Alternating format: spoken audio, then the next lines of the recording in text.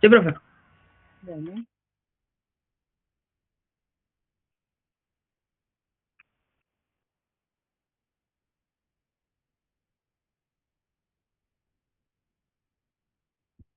bien, ahí estamos.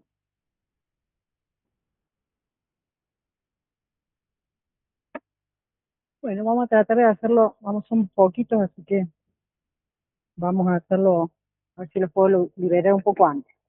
Bien, vamos a avanzar con algunos aspectos de la tercera. De hecho, algunos ya lo hemos visto cuando vimos primera, como es el tema de amortizaciones, que lo vamos a repasar y vamos a profundizar que está en algún tema puntual, ¿sí?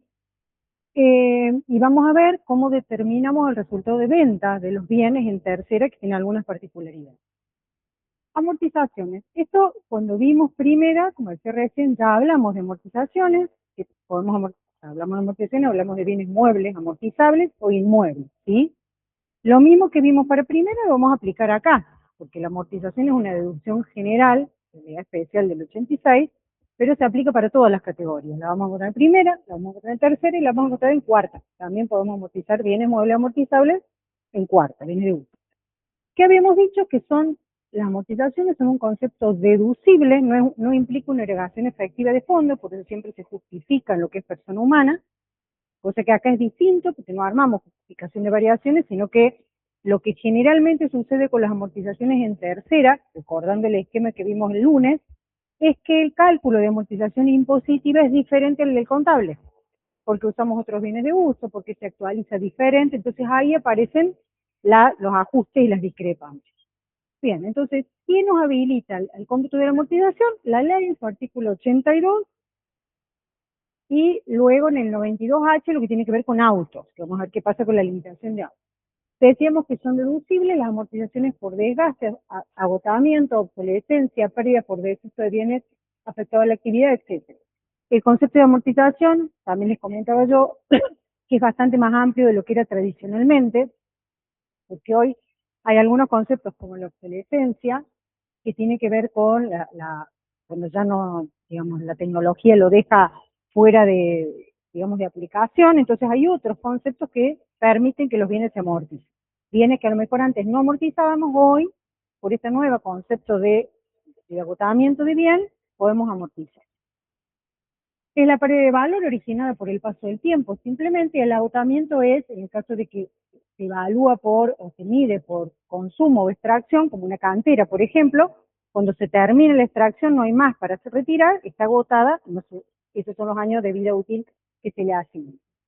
La amortización la podemos realizar sobre bienes tangibles, muebles o inmuebles, o sobre intangibles. En cuanto a los intangibles, siempre que estemos hablando de bienes intangibles adquiridos, una patente, y con plazo de vida útil limitado. Cuando el intangible no tiene una vida útil concreta y delimitada, no lo vamos a poder amortizar, no es un bien amortizado, ¿sí?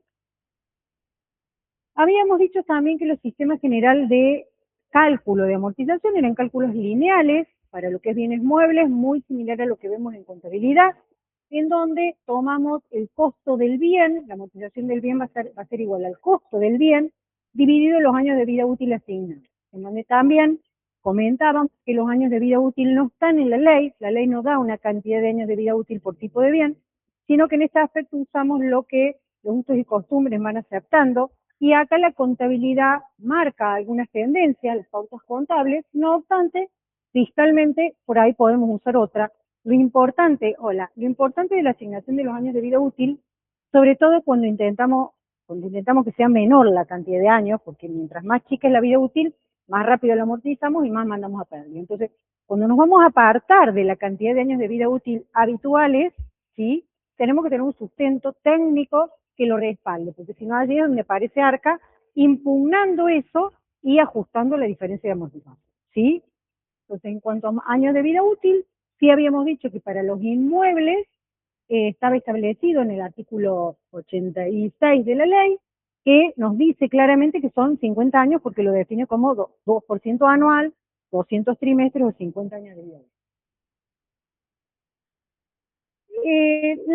También habíamos hablado de actualización. En materia de actualización vamos a reiterar que la actualización nunca dejó de existir en la ley. diciembre, de hecho está actualmente en el artículo 93 de la ley. El artículo 93 lo que dice es que los bienes van a ser amortizables y antes del año 2018 lo que teníamos era esta redacción que se actualizaban los ejercicios iniciados hasta los ejercicios iniciados antes de enero del 18, se actualizaban utilizando el índice de precios al por mayor nivel general desde la fecha de compra hasta la fecha de venta, pero se cortaba al 31 de marzo de 1992, que está vinculado con la ley de convertibilidad, y cuando la ley de convertibilidad sacó el ajuste por inflación, al no haber más índice inflacionario, el ajuste perdió práctica, digamos. Por eso todo lo que es título de ajuste por inflación, cuando sale la reforma del 2018, tuvimos que retomar el estudio de cómo hacerlo, porque de hecho la normativa ha quedado inclusive en algunas cuestiones económicas inaplicables, porque no adaptaron la redacción que tenía la ley, que es viejísima, a lo que es la realidad económica actual. Pero es lo que tenemos en materia de ajuste por inflación, en donde lo calculamos fiscalmente aplicando las normas de ganancia. En cuanto a bienes, entonces, cuando la reforma lo que dijo es que los bienes adquiridos o construidos, elaborados, en ejercicios fiscales iniciados a partir del 1 de enero del 2018, iniciados, cuidado con esto, recuerden lo que vimos el lunes también, de la importancia del ejercicio fiscal, ¿sí? No estamos hablando de cuándo cierran, sino cuando inicia. Entonces, si yo digo que se comienzan a actualizar nuevamente, en definitiva, porque dice, para los ejercicios iniciados a partir del 1 de enero del 2018, se actualizarán los bienes, el valor de costo y la amortización en consecuencia, utilizando índice de precios al consumidor desde la fecha de compra o elaboración hasta la fecha de venta, en el caso de que se ha vendido, y en el caso de amortizaciones hasta el cierre de ejercicio, que es cuando estamos amortizando. ¿Estamos? Entonces, si decimos que hablamos de que esta nueva actualización, estos índices de precio al consumidor, se van a aplicar nuevamente a partir de los bienes comprados en ejercicios iniciados en enero del 2018, ¿cuál es el primer cierre de ejercicio que aplicó actualización por IPC en materia de inflación para ganar? El que terminó el 31 de diciembre del 2018. Ese es el primer año que volvimos a aplicar la actualización en todo lo que tiene que ver con la ley y en el nuevo cálculo del ajuste por inflación. Porque decimos, ejercicio iniciado en enero del 2018, evidentemente cerrado en diciembre del 2018. A partir de ahí es que estamos ya llevamos varios años con esta actualización, pero hay muchos bienes que han quedado adquiridos con anterioridad. Entonces, toda esa masa de bienes construidos o adquiridos con anterioridad a estos ejercicios no se actualizan, ¿sí? No es porque no tengamos actualización, sino porque no teníamos índice. ¿Estamos hasta acá? Bien. Algunas particularidades respecto de amortización. Ejercicios no anuales. Ejercicios no anuales suelen ser en general el primero y el último, cuando inicio o cuando estoy terminando o extendiendo una sociedad. En ese caso, las amortizaciones deben computarse proporcionalmente a la duración del respectivo ejercicio o trimestre según el caso. O sea, si yo mi ejercicio económico arranca en mayo, no voy a tener, supongamos que cierre en diciembre, no voy a tener 12 meses, sino que tendré 7, ¿sí? Porque estoy iniciando un ejercicio. Mi periodo fiscal es irregular, es de menos de 12 meses. ¿Está claro, no? Bien. Que no es lo mismo a comprar el bien a mitad del ejercicio. Eso es otra cosa. Es lo que hablábamos el lunes. Entonces, si el ejercicio es irregular, es no anual, voy a proporcionar, porque estoy frente a un ejercicio que no tiene 12 meses. Cuando se producen altas o bajas durante el ejercicio, vamos a amortizar completamente el año o trimestre de alta y nunca la baja. Esto es lo que decíamos el lunes. No importa, supongamos un ejercicio que cierre el 31 de diciembre, ejercicio regular, completo, si yo el bien lo compro en octubre, no es que voy a proporcionar octubre, noviembre, diciembre, sino que voy a tomar completo ese año que yo le compre, cuando lo venda o desafecte, no voy a amortizar más. En materia de trimestres, para los inmuebles funciona igual. Amortizamos desde el trimestre de compra o construcción o habilitación hasta el inmediato anterior al de la venta. ¿Está? ¿Se entiende la diferencia entre ejercicio irregular y alta y baja en el ejercicio? ¿Se entiende eso? Bien. Bienes afectados parcialmente a la actividad grabada, cuando eso es así, como concepto general de gasto y deducción, me voy a poder tomar la amortización en la proporción que corresponda con las rentas grabadas, ¿sí? Automóviles. El artículo 92 de la ley, que es el artículo que habla de las deducciones no admitidas en ninguna categoría, menciona, o dispone en el artículo L, el inciso L, perdón, que no serán amortizables, o que en el caso de los automóviles, la amortización va a estar limitada a lo que sería el valor de costo de un bien de 20.000 pesos. Eso significa en 5 años de vida útil una amortización de 4.000 pesos. ¿Está? Eso está así y quedó así y está a propósito así. ¿Cuál es la importancia acá? La definición de automóvil. Cuando nos vamos al decreto reglamentario, nos remite a la ley de tránsito, que es la ley 24449, que dice que se entiende por automóvil, porque esa es la restricción, no es cualquier auto, no son automotores, son automóviles, ¿sí? Entonces, en materia de automóvil está definido como el automotor para el transporte de personas de hasta 8 plazas, excluido el conductor, con 4 o más ruedas, y los de 3 ruedas que excedan los 1.000 kilos de peso. Entonces, ¿qué pasa con los automotores? Es muy importante identificar el tipo de automotor que es. Si estamos hablando de lo que entendemos como un utilitario, no hay problema, no tenemos ninguna restricción, en la medida, obviamente, que esté afectado a la actividad grabada. Si estamos frente a un automóvil, un auto de uso particular, cotidiano, así, si bien lo vamos a poder tomar a la compra, la vamos a activar, solamente vamos a poder amortizar hasta 4.000 pesos por ejercicio, que es el tope de haberlo pagado 20.000 pesos. O sea, no es. ¿Sí? Acá hay muchos vehículos hoy que no sabemos qué son.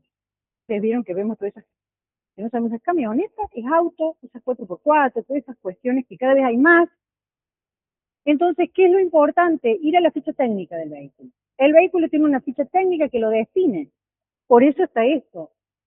Entonces, la ficha técnica nos va a decir qué tipo de vehículo es para saber si ese vehículo encuadra o no en el concepto de automóvil. Si la ficha técnica dice que es esto, punto. No, pero en realidad es eso, pero yo lo uso para el campo. No importa para qué lo usas. Es un auto, cómprate una camioneta. Punto. ¿Está claro? Bien.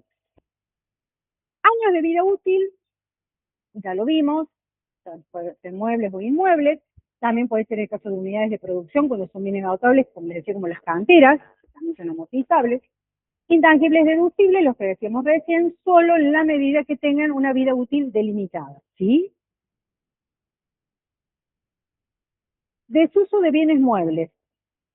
Estamos hablando de bienes muebles amortizables que pasan de moda o que los dejamos de usar, pero que todavía tienen años de vida útil, ¿sí? Entonces, son bienes que veníamos amortizando.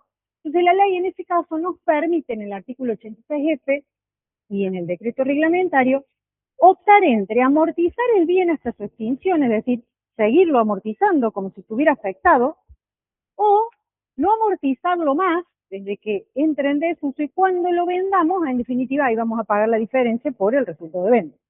¿Sí? Acá es una opción que da la ley que podemos elegir por cualquiera de estas dos alternativas. ¿Está? Valor de origen amortizable. También habíamos hablado un poquito de esto en cuanto a valor de origen amortizable. Teníamos el caso de los bienes en general para bienes comprados, el valor de costo amortizable va a ser el precio de compra del bien más todos los gastos necesarios incurridos para la compra o instalación. Recordemos que siempre esto es excepto los intereses. Decíamos que los intereses, ¿por qué no los activo? No forman parte del bien, porque son gastos computables deducibles. Entonces, no lo activo, sino que lo mando directamente como gasto. Entonces, el primer concepto es, ¿cuál es el costo del bien? Porque eso nos sirve para amortizar y luego para determinar el resultado de venta. El costo del bien es, si es comprado, precio de compra más todos los gastos necesarios para dejarlo en condiciones de producir, ¿sí? Excepto los intereses que vienen como gasto por fuera. Luego, en el caso de inmuebles, también habíamos dicho que trabajábamos por trimestres, entonces a ese valor de de compra, que luego le vamos a sacar la proporción de obra, que es lo amortizable, le asignamos un 2% anual, que es lo mismo de decir, esto es 4 trimestres, hay un error ahí, ¿ven? Es 4 trimestres sobre 200, no son 5, son 4 sobre 200 lo que me da un 2%, me acabo de dar cuenta ahora, ¿sí? En el caso de los bienes muebles, también le decimos valor de costo del bien, dividido los años de vida útil asignado, y en ambos casos de corresponder por el coeficiente de actualización. ¿Por qué digo de corresponder? ¿Por qué digo que es de corresponder el porcentaje de ajuste por inflación de coeficiente? Exactamente. Entonces, acá tengo que ver si cuando compre el bien, en función de la fecha de compra, le aplico la actualización o no. ¿Está? ¿Qué pasa con los bienes importados? Esto es, bienes que compro en el exterior. Está legislado expresamente en el artículo 72 de la ley y en el decreto en el 160 y 161. La cuestión con los bienes comprados en el exterior o los bienes adquiridos en moneda extranjera, la complicación acá o la definición que da la ley es cómo vamos a establecer el valor de costo, que va a ser un valor que lo vamos a establecer una única vez y que va a ser el valor que vamos a amortizar hacia adelante. ¿Sí? Yo no puedo estar cambiándole el valor al bien que compro todos los años o en cualquier momento del año. Entonces, primero el artículo 160 dice del decreto que todas las operaciones que realice el contribuyente en nuestro país deben ser registradas en moneda local. Lo que no quiere decir que pueda comprar o vender en moneda extranjera, la que quiera, pero la registración y la conversión es en moneda nacional. ¿Sí? Entonces, lo que dice luego el 161 es cómo convertimos y qué valor le damos a estos bienes que hemos comprado y hemos pagado en moneda extranjera. ¿Sí? ¿Qué nos dice la ley? Dice, los bienes adquiridos en moneda extranjera, el 161, se convertirán en pesos argentinos tomando el tipo de cambio vendedor según la cotización del Banco de la Nación Argentina, y acá depende de la forma de la operación, vamos a tomar un valor u otro. Si la operación es de contado, es decir, que la pagué toda antes de que yo compré el bien afuera y lo pagué, antes de que viniera al país, en ese momento está cancelado. Si eso es así, voy a tomar el tipo de cambio vendedor del Banco Nación del día del efectivo pago de esos bienes. Siempre se toma el del día hábil inmediato anterior, que es la última cotización que tengo. Entonces, ¿cuál tomo? El del día del efectivo pago. Y ahora vamos a hacer un ejemplo. Si yo no lo pago de contado, sino que lo compré y lo voy a pagar más adelante o en algunas cuotas o entregué una parte y la otra parte la cancelo después, vamos a tomar el tipo de cambio del día de entrada al país de esos bienes. Esto significa lo siguiente. Vamos a ver con un ejemplo. Nosotros compramos una máquina el 10 de marzo del 26. Compramos una máquina afuera que cuesta $100.000. ¿Sí? En la primera alternativa 1, lo cancelo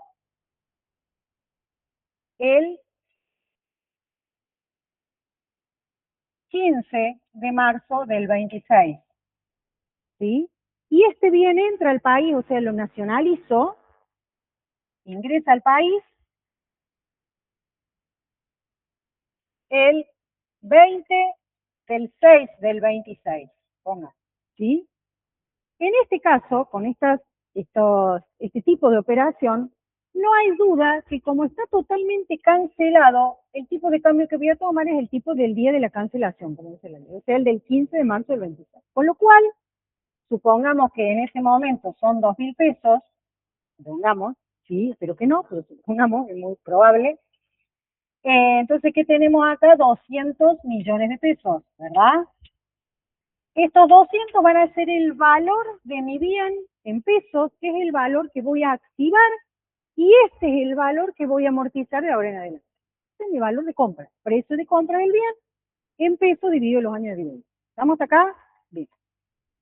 La segunda alternativa es el día de ingreso al país es el mismo.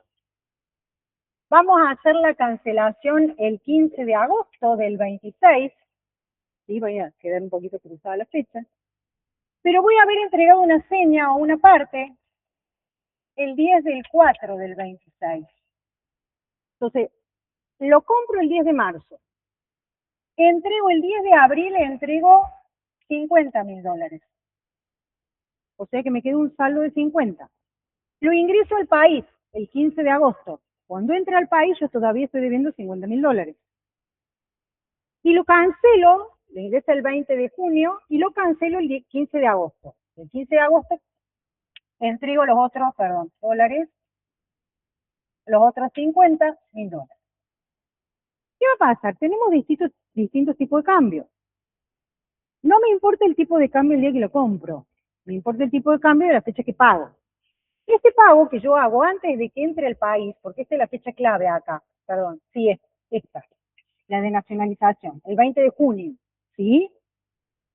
Todo lo que yo haga antes de la nacionalización voy a tomar los tipos de cambio de esos momentos. Entonces acá tengo un pago el 10 de abril, con lo cual estos $50.000 los voy a, supongamos que en ese momento estaba en 2.000 pesos, a un tipo de cambio de 2.000, estamos hablando de 100 millones, ¿verdad? Entonces, al momento que ingresa al país, que es el 20 de junio, yo solamente tengo especificada la mitad del valor. ¿Qué hago con la otra mitad, que la termino pagando después? Tengo que buscar el valor de ese día de la nacionalización. Entonces, el día que nacionalizo, ahí termino de transformar o de valorizar el precio de compra al valor de ese día. Entonces, supongamos que el 20 de junio el dólar estaba en 3.000. Con lo cual, los 50 que me quedan ya no son 100 millones, sino que son 150 millones, ¿verdad?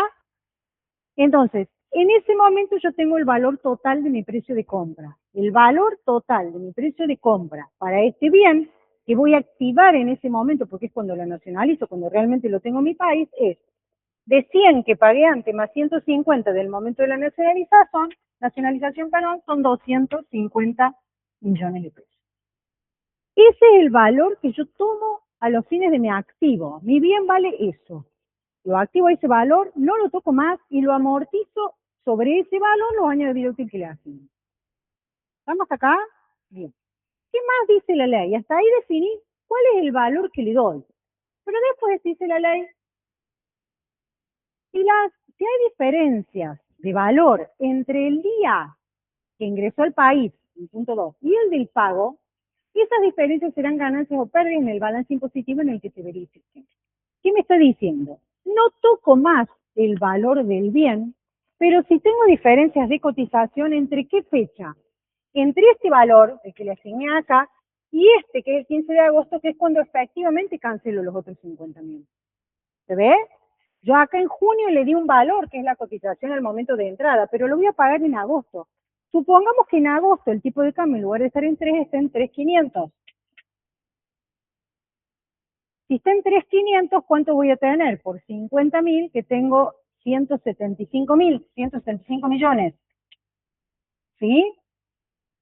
La diferencia entre los 175, que es el valor que yo efectivamente pagué, y los 150, que es el valor al que yo lo activé, menos 150 millones, yo tengo una pérdida menos 25 millones, terminé pagando 25 millones más por diferencia de cotización entre el día en que entró el país y yo lo activé y el día en el que efectivamente lo pagué. ¿Tá? Entonces, esa diferencia de cambio no me va a tocar el valor del bien. No digo, no, pero entonces el bien no vale 2.50, vale 2.75. No, el bien vale 2.50. Todas las diferencias de cambio, de variaciones que se produzcan por pagos posteriores, van a ser ganancias o pérdidas por esa diferencia de cotización. O sea que yo voy a mandar a pérdida de mi balance fiscal 25 millones de pesos como consecuencia de esa diferencia de cambio. Pero el bien no lo toco más. Acá hay un solo pago, puedo tener 10 pagos posteriores. ¿Sí? Cada uno de esos pagos me puede ir generando una diferencia de cambio. Y también puede ser positiva la diferencia de cambio, porque el tipo de cambio puede haber bajado. Entonces, si es así, también voy a reflejar la negativa o positiva. Pero no toco más el valor del bien que he activado. ¿Está claro?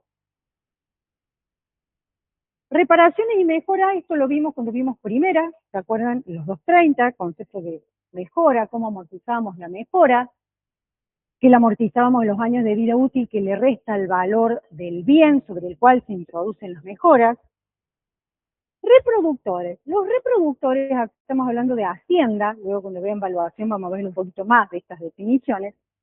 En Hacienda hay un tipo de animal o de bien que, como está destinado a la reproducción, es como un bien de uso. Tienen una cierta cantidad de años de vida útil. Eso, cuando esos animales son y tienen el concepto y las características de reproductores, son amortizables y son ellos pueden ser animales machos o pueden ser hembras destinados a procrear en los establecimientos agrícolas, que en general son de cría. Ya vamos a ver un poquito más adelante cuando veamos a Hacienda en su totalidad. Pero el concepto por ahora es, si dentro de nuestra hacienda tenemos animales que están destinados a la reproducción y cumplen con algunas características como pedigree y algunas otras, estamos frente a bienes que no van a ser bienes de cambio, van a ser bienes de uso, porque lo voy a mantener en el establecimiento, ya sea de cría o de invernada, a los fines de la reproducción. Entonces eso también tiene una cantidad de años de vida útil, que por supuesto tiene muchísimas particularidades, según el tipo de ganado que sea, y lo vamos a amortizar,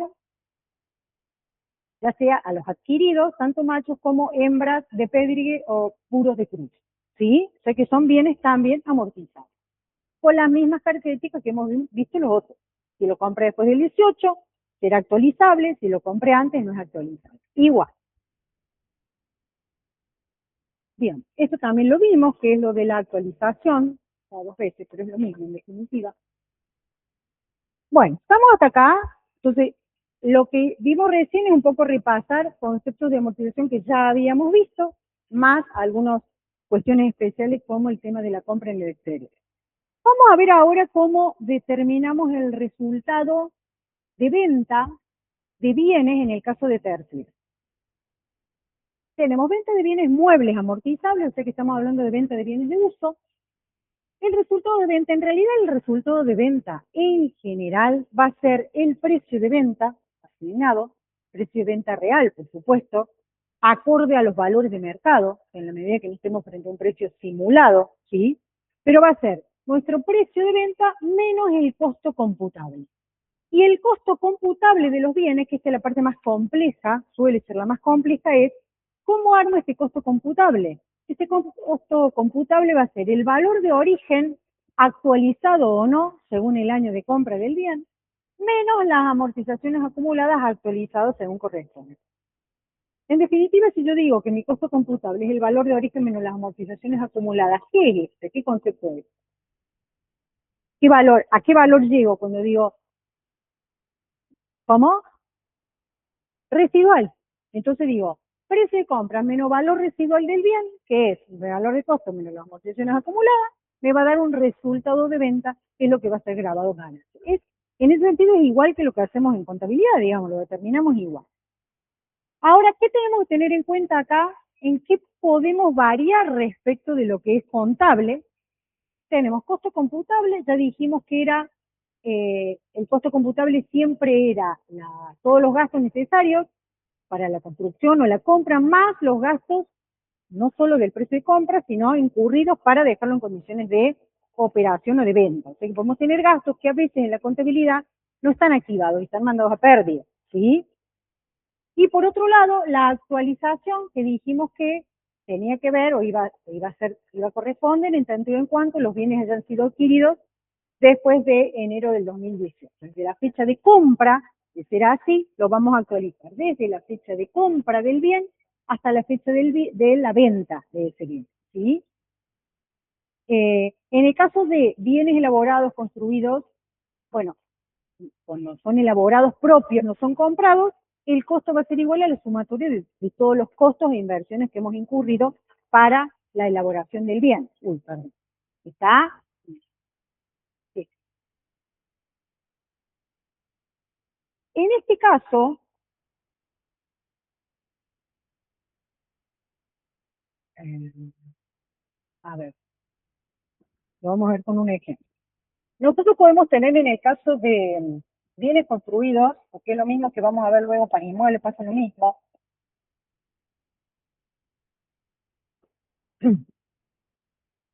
Si el inmueble es construido, decimos que el valor de costo del bien es igual a la sumatoria de las inversiones que yo hago para la elaboración del bien, ¿sí? Pero esas inversiones pueden tener distintos momentos de tiempo. Entonces yo puedo hacer una inversión, supongamos que son todas con posterioridad a enero del 2018. Puedo tener una inversión en octubre del 2019, otra en noviembre del 2020, otra en enero del 2024, y nunca el bien no está terminado, porque no logro, son inversiones muy grandes y no está listo. Y recién el bien queda terminado en noviembre del 2024. ¿Sí? Acá invertí 100 millones, acá invertí 500 millones, acá invertí 400 millones, y acá terminé con una inversión de 300 más. ¿Sí? Esto es lo mismo para muebles que para inmuebles. Después, en el caso de inmuebles, vamos a tener obras en curso, algunas otras cuestiones. En definitiva, el valor total o el costo total en el que yo incurrí para terminar mi tolva, por ejemplo, imaginemos, un gran silo, por ejemplo, ¿sí? Estamos hablando de 600, 1.300.000, 1.300 millones de pesos, ¿sí? Pero cada uno de estos, fíjense que está en distintos momentos del tiempo.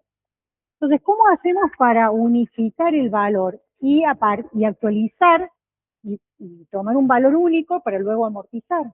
¿Qué vamos a hacer? Vamos a llevar cada una de estas inversiones al valor de la última, que es cuando el bien está listo. Entonces llevo una moneda constante acá, digo, bueno, acá quedó listo, entonces traigo mis inversiones a un momento homogéneo, actualizándolas por IPC, porque son todas posteriores a enero del 18, ¿sí? ¿Estamos? Una vez que llego, tengo 1.300 millones, que van a ser actualizados, ya no van a ser 1.300, va a ser más, y esta va a ser mi fecha de compra, es como si fuera mi fecha de compra. Entonces, yo tengo un bien que va a valer 1.700 millones, por ejemplo, ¿sí? Producto de la actualización de las inversiones intermedias, con fecha de compra o de terminación noviembre del 24. Ese bien, ahora te respondo, ese bien a su vez lo voy a actualizar a partir de ahí, porque es como si yo acá hubiera comprado el bien en 1.300, con lo cual, hacia adelante, ya puedo actualizar y puedo amortizar acumulado. O sea, este se transforma como si fuera mi fecha de compra. Sí.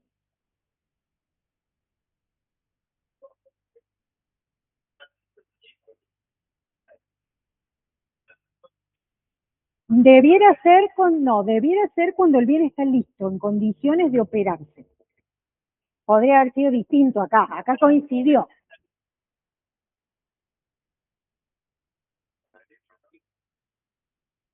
Podría haber sido, se podrían dar las dos cosas, pero por mes, porque la actualización es mensual, el IPC es mensual, así que no hay problema.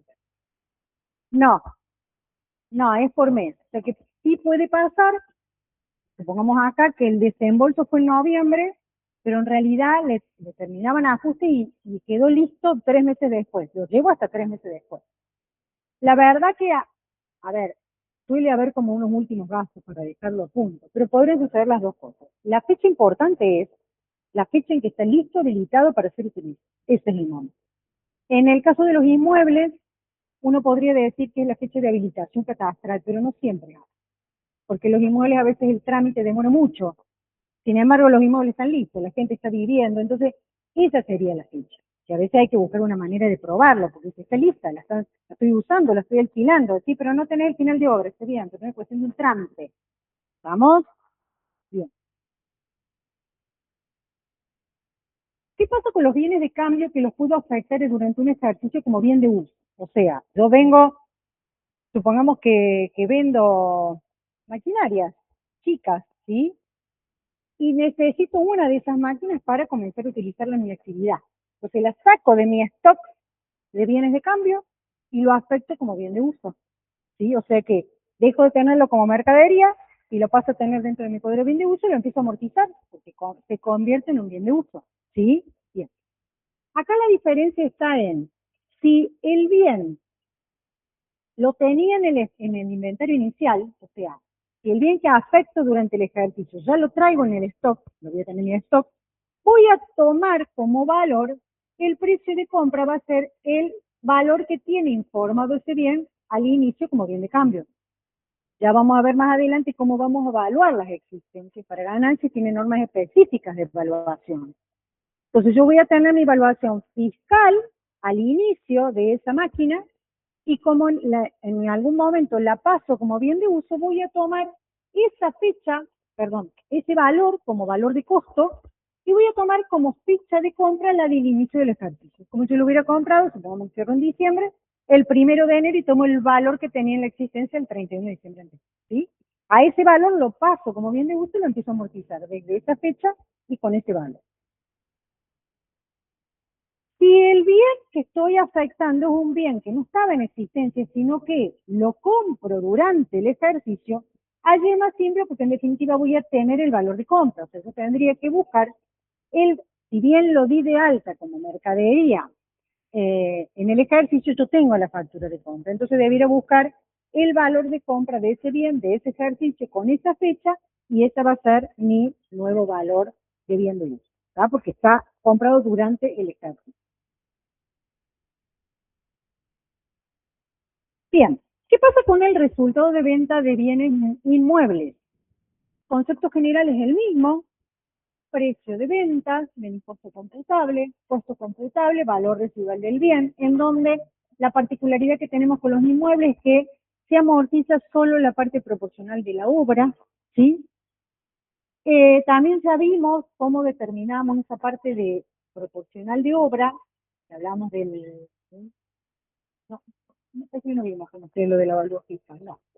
Costo computable, el costo de adquisición actualizado desde la fecha de compra hasta la de enajenación o la del cierre del ejercicio. Si acá estamos vendiendo, sería hasta la fecha de enajenación.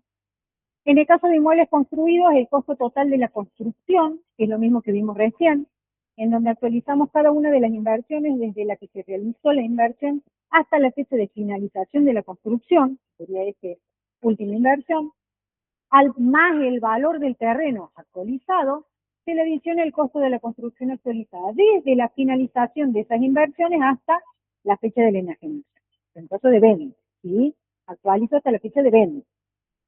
¿Qué pasa con las mejoras? También las mejoras van a quedar siempre por separada del valor del inmueble, que tiene un valor asignado, que se amortiza diferente, y también va a tener un valor residual, porque la amortización la di de alta, la mejora la di de alta, la activé y la amortizo por los años de vida útil que le restan al bien, con lo cual también necesito un valor residual de la mejora actualizado hasta el momento de la venta. Recuerden que la amortización de inmuebles la voy a hacer hasta el trimestre inmediato anterior al de la venta, ¿tá? Que no es lo mismo que actualizar hasta la venta.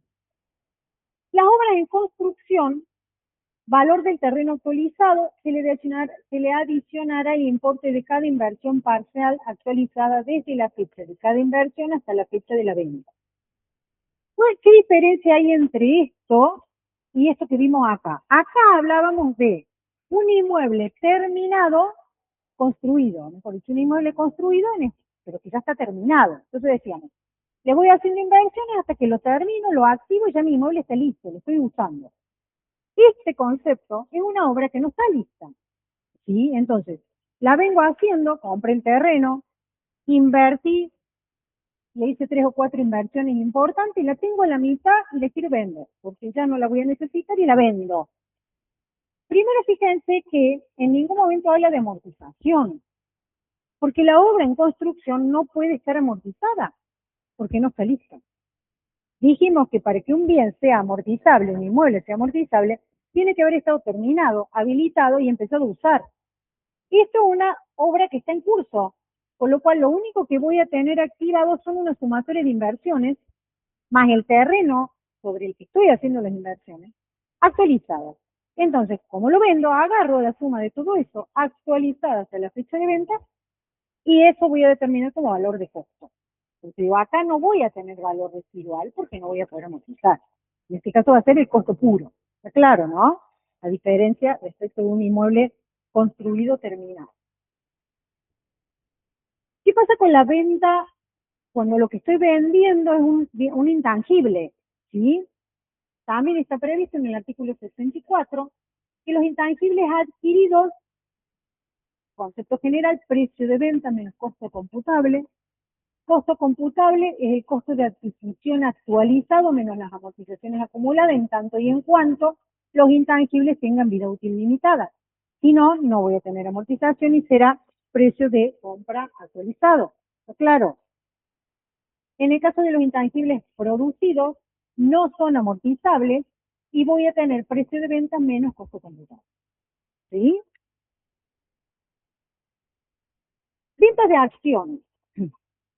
El artículo 65 de la ley establece que para el caso de la venta de acciones, de participaciones societarias en general, no solamente acciones, uno habla de acciones como genéricos, ¿qué son las acciones?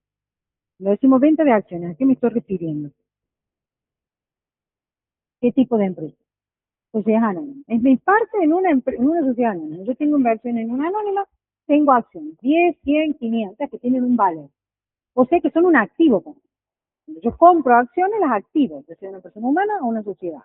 Las voy a tener activadas, me van a generar una renta o no. ¿Qué rentas me va a dar mi inversión en sociedad anónima? Dividendos. ¿Ah? Entonces, si es persona humana, me lo tendrá en el 7, no, etcétera. Entonces digo, yo tengo dentro de mi activo, porque por eso hablamos de bienes muebles, estos no se amortizan, pero son bienes muebles, bienes activables. Cuando lo vendo, ¿qué voy a tomar? El precio, ¿cómo voy a determinar mi resultado de venta? El precio que le ponga a las acciones menos mi costo computable. ¿Cuál va a ser el costo computable para las acciones? Es el costo de compra actualizado desde la fecha de compra hasta la fecha de venta. En el caso de este tipo de bienes, que pueden ser no solo acciones, sino también otras participaciones, cuotas sociales, participaciones en zonas comunes de inversión, valores representativos de fideicomisos, etcétera, todo ese tipo de participaciones, vamos a trabajar con el método FIFO, o sea, siempre que vendo, aunque no me diga cuáles, estoy comprando 40 veces, voy a vender siempre la más antigua. ¿Sí? Entonces voy a buscar la más antigua, con su precio más antiguo, lo voy a actualizar, y también rige en este caso la actualización a partir de compras realizadas en enero del 18. Entonces, yo tengo acciones viejas o participaciones viejas, cuando lo venda, ese costo no lo voy a poder hacer. ¿Sí? ¿Estamos hasta acá? Bueno, Profe, ¿le puedo hacer una consulta? sí, cómo no. En el costo computable, el costo de compra, ¿se toma en cuenta las comisiones, por ejemplo, cuando compras en la bolsa, eso que siempre te cobran una comisión de la gente? ¿Eso forma parte del costo de la compra de la participación? Sí, técnicamente sí, porque es un gasto necesario para la compra. En la práctica se suele mandar a gasto algunas comisiones, pero técnicamente sí debiera formar parte del costo. Bien, gracias, profe. Es, digamos, un gasto necesario, si no, no lo podría. Claro, Sí, sí, sí. gracias. Bien. Fíjense, ya vamos a volver a esto, porque quiero que vean la diferencia entre cómo determinamos el resultado de venta de participaciones societarias a en el 67, cómo determinamos el resultado de venta de otro tipo de inversiones, que son bienes también, como títulos públicos, bonos, monedas digitales, etc. En este caso de estos bienes, el resultado de venta sí también va a ser igual al precio de venta menos el costo computable, pero el costo computable es diferente al caso de tener participaciones societarias. El costo computable para este tipo de bienes es el valor impositivo que se le hubiera asignado a esos bienes en el inventario inicial correspondiente al ejercicio en el que se realicen en acción. De la misma manera que recién aplicamos método FIFO, siempre buscando los más antiguos para vender lo más viejo, el primero comprado, primero vendido. ¿Está? Pero, ¿esto qué significa y qué diferencia tenemos? Volvemos al de recién. ¿Qué decíamos? Tomamos costo de compra, no importa de cuándo sea, ¿sí? Actualizado hasta el momento de la venta. En cambio, acá decimos, vamos a tomar el valor que se le hubiera asignado en la existencia inicial, ¿sí? Sin actualización, y ese es el valor que vamos a tomar como costo de compra. ¿Qué significa esto?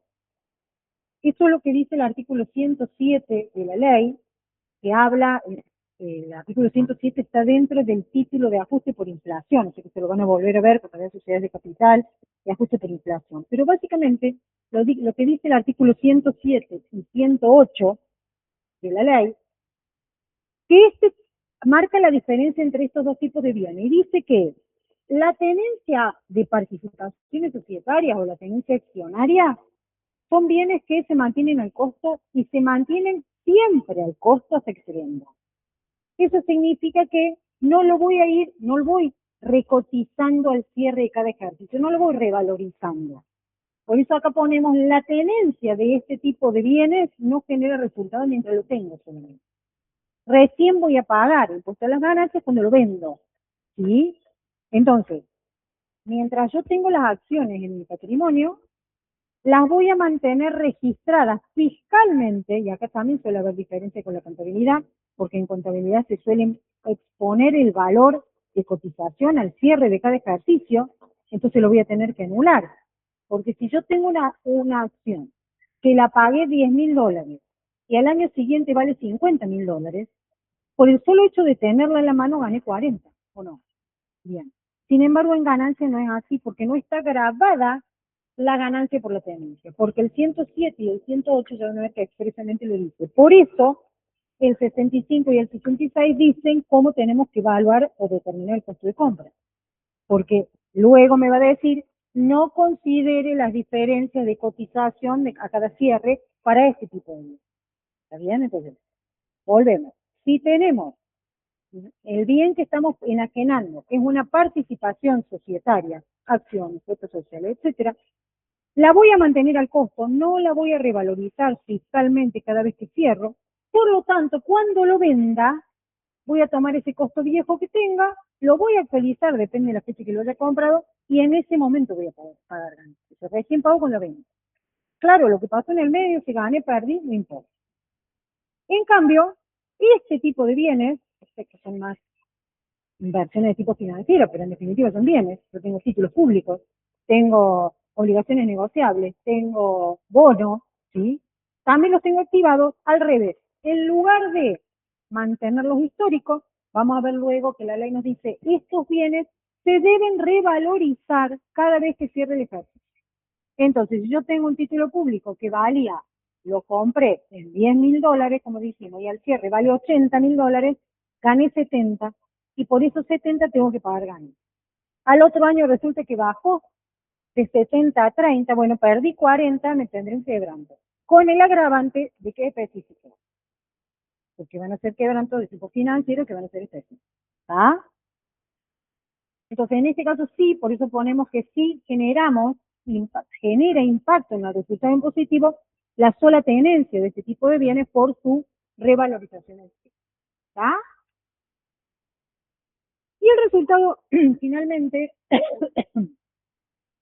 el artículo 69 de la ley, establece cómo determinar el resultado de venta en el caso de otros bienes. Es decir, si hay algún bien que no esté específicamente encuadrado en los que vimos antes, bienes muebles, inmuebles, títulos, etcétera, que aparecen bienes, que uno no sabe bien, a ver qué es este bien particular, bueno, si no lo tenemos en otro artículo, vamos a determinar precio de venta menos costos de adquisición, fabricación, construcción y el monto de las mejoras, si las hubiera, para dejarlo en condiciones de utilizar. Fíjense que acá no hable de actualización. ¿Ven? Ojo, si son bienes que no encuadran en ninguno de los apartados anteriores y tenemos necesariamente que entrar por el 69 porque no en ninguno de los otros, en definitiva voy a tomar costo puro de compra, histórico, con lo cual el resultado de venta puede ser muy alto, muy alto. ¿Se entiende? Todos los anteriores teníamos actualización, este no, ¿sí? No en ningún caso, o sea, no importa cuándo lo compre, porque la ley no prevé actualización para este tipo de bienes. ¿Estamos hasta acá? Bien.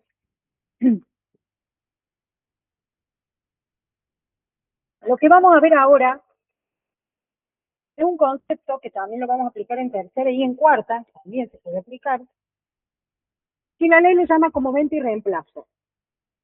Es una figura, en realidad, ficticia, que beneficia al contribuyente que lo quiera hacer, porque es una figura optativa. Venta y reemplazo, artículo 71 de la ley y 159 del decreto reglamentario, nos dice que la ley en estos artículos le da la posibilidad al contribuyente, opcionalmente, si lo quiere hacer, de afectar la utilidad por la venta de un bien de uso, ya sea mueble o inmueble, al costo del bien que lo reemplaza. O sea, esto es, vendo un bien de uso y compro otro que reemplaza ese bien de uso. En definitiva, lo que hace la ley es, de alguna manera, incentivar o premiar el mantenimiento de la inversión, del activo. Si yo lo vendo para comprar mercadería, no. Estamos hablando de reventa y reemplazo por otro bien de uso. Ahora lo más, ¿está? El concepto es, bueno, estamos manteniendo un activo, estamos manteniendo un patrimonio para producir rentas y ganancias, entonces está esta posibilidad. ¿Esto qué significaría? Significaría que si yo elijo por esta opción, el contribuyente opta por aplicar esta opción, ¿qué va a hacer? Al precio de venta de un bien viejo que está vendiendo, vamos a tener el resultado de venta, que recién dijimos que era igual, el precio de venta menos el valor residual del bien, eso nos va a dar la utilidad de la operación. Lo vamos a hacer con un ejemplo. Supongamos que hablamos de un equipo, un bien mueble, porque esto lo aplicamos para bienes muebles, amortizables y para bienes inmuebles, para los dos se puede aplicar. Supongamos que es un bien mueble que lo vendemos en 100 millones, ¿sí? Este es el precio de venta. Voy a sacar el resultado de venta. Precio de venta 100 millones, valor residual de este bien, ya lo hice, costos computables menos amortizaciones, valor residual 30 millones. Tengo un resultado de venta, ganancia de 70 millones, ¿verdad? Bien. Nos olvidamos por un minuto de esta figura y digo, si yo tengo esta situación, resultado de venta de un bien de uso, ganancia 70 millones, ¿qué va a suceder? ¿Esta ganancia va a pagar impuestos o no va a pagar impuestos? Claramente, es tercera. Entonces, supongamos que una empresa que cierra en diciembre, esta operación se produce el 10 de febrero del 2025, cierra el 31 de diciembre del 2025, cuando yo liquide el ejercicio 2025, voy a tener esta operación de venta de bien de uso grabada. Entonces voy a pagar ganancias por, impuesto a las ganancias, por esta ganancia de 70 millones. ¿Sí o no? Bien. Esta es la situación normal. Entonces ahora digo, bueno, ¿qué puedo hacer? Bueno, si esta venta se produce para la compra de otro bien que lo sustituya, que no necesariamente tiene que ser el mismo, lo que en definitiva sustituimos es una inversión en un bien de uso, ¿sí? Entonces, si sucede eso, tenemos la posibilidad de aplicar este beneficio. ¿Qué hace este beneficio? No es que no voy a pagar el impuesto, lo que voy a hacer es diferir el pago del impuesto a las ganancias. ¿Cómo lo voy a diferir? Lo voy a diferir porque voy a aplicar el resultado de venta, en nuestro caso los 70 millones, lo voy a aplicar al precio de compra del nuevo bien, se lo voy a restar, y entonces voy a tener un valor de costo computable más bajo y una amortización más baja. Fíjense, esta es una operación. Resulta que yo lo vendo, pero compro otro bien. Otro bien que también cuesta 100 millones. Le voy a poner 200 millones. El bien nuevo cuesta 200 millones de pesos. ¿Sí? Si yo lo mismo no tengo esta opción, porque no la puedo aplicar, ese bien que compro, este es el precio de compra del bien, ¿sí? Si es un bien y lo voy a amortizar en 10 años, como es un inmueble que se amortiza en 10 años, yo voy a tener una amortización anual de ¿cuánto? Si la vida útil es de 10 años, ¿cuánto voy a mandar a pérdida en concepto de amortización por ejercicio? ¿Cuánto? 10 años de vida útil, 200 millones. 20 millones. A 20 millones por año, durante 10 años amorticé 200 millones. O sea que yo por año mandé a pérdida 20. ¿Sí? ¿Vamos hasta acá? Bien. Si no aplico venta y reemplazos, tengo una ganancia de 70 por esta venta y un gasto de 20 por esta amortización de otro bien. Más allá de que este también va a ser amortizable en una parte, probablemente, según qué tipo de bien sea. ¿Vamos? Ahora, ¿qué hago? ¿En qué consiste esta opción? Digo, mira, yo en realidad esto lo vendo, pero voy a comprar otro bien, que es ese. Entonces, hago una nueva inversión de 200 millones. ¿Cómo voy a aplicar esta opción? Digo, la opción tiene que ver con diferir, dijimos, en la renta, estos 70 millones y los años de vida útil que tiene el nuevo bien. ¿Por qué? Esta ganancia que obtuve, en lugar de pagar impuestos este año, la voy a aplicar al costo del nuevo bien y se lo voy a restar. Entonces digo, mi nuevo bien costó 200 millones, menos los 70 de ganancias que tuve por la otra venta, que no voy a pagar ganancias porque lo que estoy aplicando acá, me va a quedar el valor de costo nuevo de este bien en 130. ¿Está bien? Sobre ese nuevo valor, que en lugar de 200 tengo 130, voy a amortizar. ¿Cuánto es el valor de la amortización anual de este nuevo bien que ahora vale 130 por año? ¿Cuánto? 13 millones. Entonces, 13 millones por año. ¿Cuánto era si no aplicaba 20 reemplazo recién? 20. Entonces, originariamente eran 20. Pero como yo le apliqué esta ganancia y ahora me quedan 130, son 13, 20 menos 13, ¿cuánto amortizo de menos por ejercicio? ¿Por cuántos años de vida útil? ¿Cuánto tengo en total? ¿Qué es eso? Este. ¿Se ve? Entonces, no es que no pago el IVA, lo pago en 10 años, valor histórico. ¿Por qué? ¿Cómo logro esto? Con este esquema. Lo aplico bajo el valor de costo del nuevo bien y la amortización va a ser más baja, pero yo me ahorré en este ejercicio ganancias de 70 millones. Y recién voy a pagar por 13 durante 10 años. ¿Se entiende? Bien, sí. Bueno, ahora avanzamos un poquito, ahora les explico los condimentos de esto. Lo primero que me interesa, ahora te voy a, porque lo tengo aquí, ahora te lo, necesito que entiendan esto. ¿Se entiende la figura? Porque después no entienden la figura. Entonces, si ustedes entienden la figura, todo lo otro es, bueno, ¿cuáles son las condiciones? ¿Lo puedo aplicar? No. ¿Qué pasa si no cubro? ¿Qué pasa si devuelvo? Pero esta es la figura que tiene que quedar clara. ¿Sí? Sí. No. Acá vos, ¿qué harías si ejerces la opción? En el balance fiscal anulás esta ganancia, porque la vas a tener en la contabilidad, la anulaste y haces ese nuevo cálculo de amortización. O sea, tenés mucho ajuste con la contabilidad, porque la contabilidad, otra cosa muy importante, todo esto no existe. Es una figura netamente fiscal. Entonces, cuando hay venta y reemplazo, siempre hay ajustes importantes con la contabilidad, porque la contabilidad, ¿qué va a tener reflejado? Este resultado.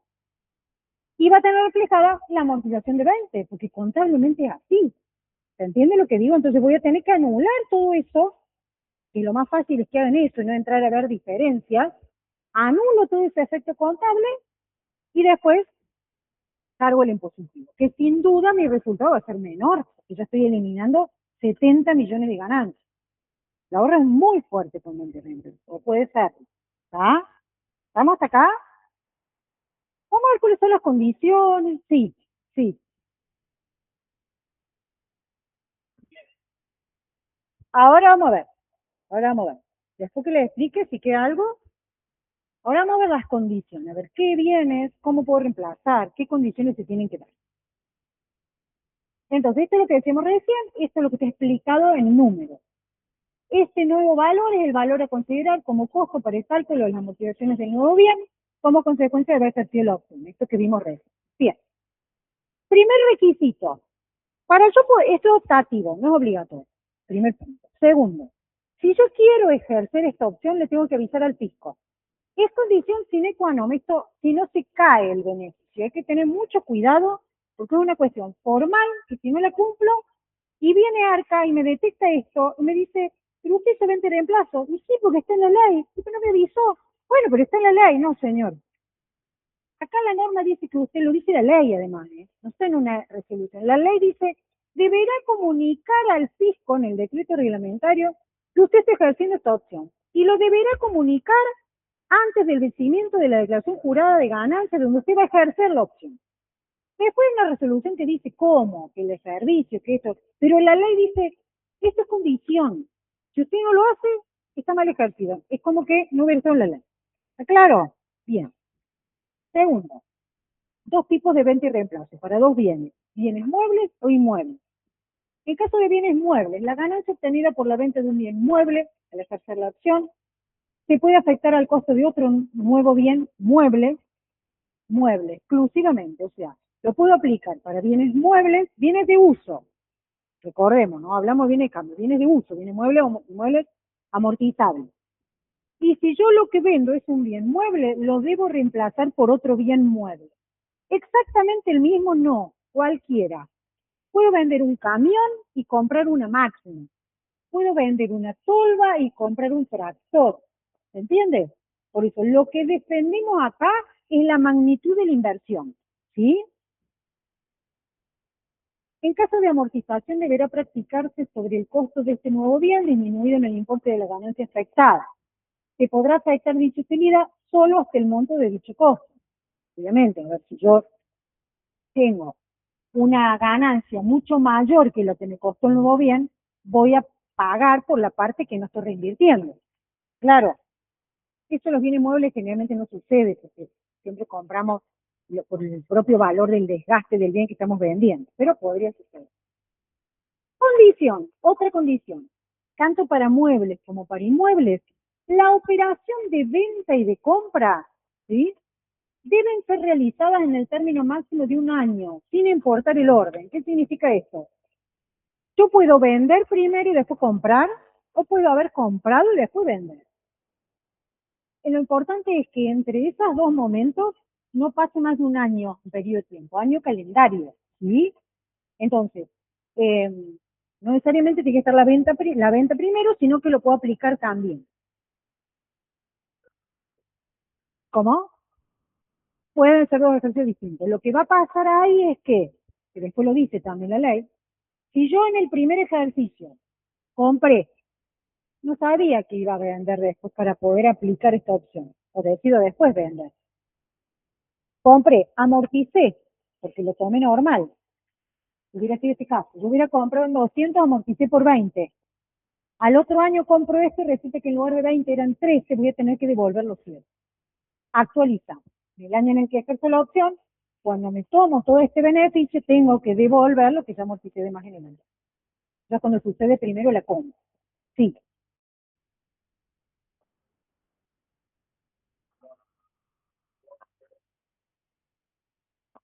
sí, sí, exactamente. Puede ser más de uno la reinversión. Sí, así es. Ujú. Bien. Tenemos algunas particularidades para el caso de los bienes inmuebles. Eso tiene que ver por el valor que suelen tener esos bienes, a diferencia de los bienes muebles. ¿Se aplica para bienes inmuebles? Sí. La opción de venta y reemplazo también puede ser aplicada cuando el bien reemplazado es un inmueble. ¿Qué tipo de inmueble? Inmueble afectado a la explotación como bien de uso, un edificio, un local, o inmuebles afectados a locación o arrendamiento o sesiones onerosas de usufructo, uso, habitación, etcétera, de ese inmueble. Esto es nuevo, esto no sabe la ley, nuevo, tiene un par de años ya, pero se peleó mucho para agregar esto en la ley. Esto no estaba, entonces había un montón de inmuebles que en realidad eran bienes de uso, pero afectados a inversión, digamos, eran bienes de inversión más que de uso.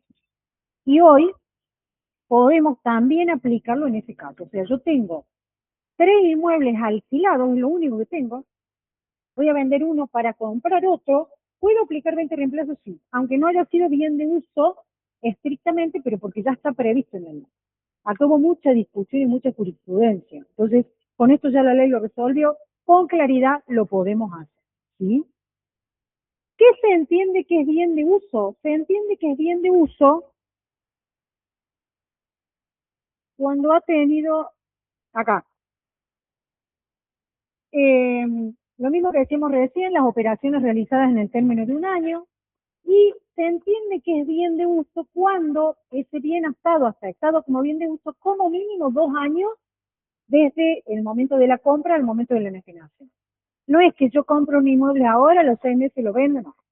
Para que se considere bien de uso, con posibilidades de la opción de venta y reemplazo, lo tengo que haber tenido por lo menos 2 años. Si no, no lo voy a poder hacer. No voy a poder ejercer esa opción. ¿Sí? En el caso de inmuebles también lo puedo aplicar, perdón, voy a volver un minuto acá. La posibilidad de reinversión, entonces decíamos, ¿lo puedo aplicar a inmuebles? Sí, ya sea que se trate de inmuebles que sean bien de uso, que hayan estado por lo menos 2 años como bien de uso, lo mismo que hayan estado afectados a locación o arrendamiento. La posibilidad de reinversión de esta venta puede ser en un nuevo bien en un bien de reemplazo del enajenado, o sea, un nuevo inmueble, u otros bienes afectados a la actividad, cualquiera sean los destinos mencionados anteriormente, incluso terrenos y campos. Pero la ley expresamente aclara esto. ¿Por qué? Porque los terrenos y los campos no los voy a amortizar nunca. Sin embargo, me da la posibilidad de aplicar venta y reemplazo igual. Es decir, yo vendo un inmueble que vengo amortizando y lo reemplazo por un campo. ¿Puedo aplicar venta y reemplazo? Sí, porque está expresamente previsto en la ley. Y también puedo aplicar a la compra de otros bienes, no necesariamente inmuebles. O sea que los inmuebles los puedo reemplazar por otros inmuebles, incluidos campos y terrenos o por muebles. ¿Está? Vamos a ver qué pasa cuando lo invierto en muebles, que los valores pueden ser mucho menores que lo que estoy vendiendo. La diferencia entre hablar de venta de bienes muebles o inmuebles, en el caso de bienes muebles, la utilidad obtenida se computa totalmente al costo del nuevo bien mueble. En cambio, en el caso de los inmuebles, previamente tengo que controlar y analizar que el precio de venta del inmueble es reinvertido o no en el nuevo bien de reemplazo. En caso que no sea así, se va a afectar al costo del nuevo bien en la proporción directa a dicha reinversión. ¿Qué quiere decir esto? Como el caso de los inmuebles me está dando la posibilidad de comprar otros bienes menores, inmuebles, me dice, usted va a poder aplicar la venta y reemplazo en tanto y en cuanto la reinversión que haga sea igual, se va a poder aplicar el 100% de ese diferimiento, en tanto y en cuanto la reinversión sea igual o mayor que lo que está vendiendo. Si usted vende un bien en 100 millones y reinvierte otro en 15 millones, no me va a poder aplicar la ganancia de esos 100 a una nueva reinversión que es el 10% del anterior. ¿Se entiende? Por eso me exige hacer esa proporción. Si lo que estoy comprando es mucho mayor proporcionalmente que lo que estoy vendiendo, no hay problema y lo voy a poder diferir todo. Si no es así, porque las inversiones son mucho menores, voy a poder hacer esta opción y aplicar solo la parte proporcional que corresponde al valor de la inversión que estoy vendiendo. Estoy bajando mi inversión. ¿Está claro? Recuerden que el objetivo de esto es lograr el mantenimiento de la inversión. Esto el decreto lo resuelve de esta manera, actualizando para hacer ese cálculo de la proporcionalidad. Yo voy a comparar el valor del precio de venta, el precio de venta actualizado, con el costo del nuevo bien. El precio de lo que estoy vendiendo, lo actualizo y lo comparo con el costo del nuevo bien, que va a ser un valor superior, y eso me va a dar la proporción que voy a poder hacer.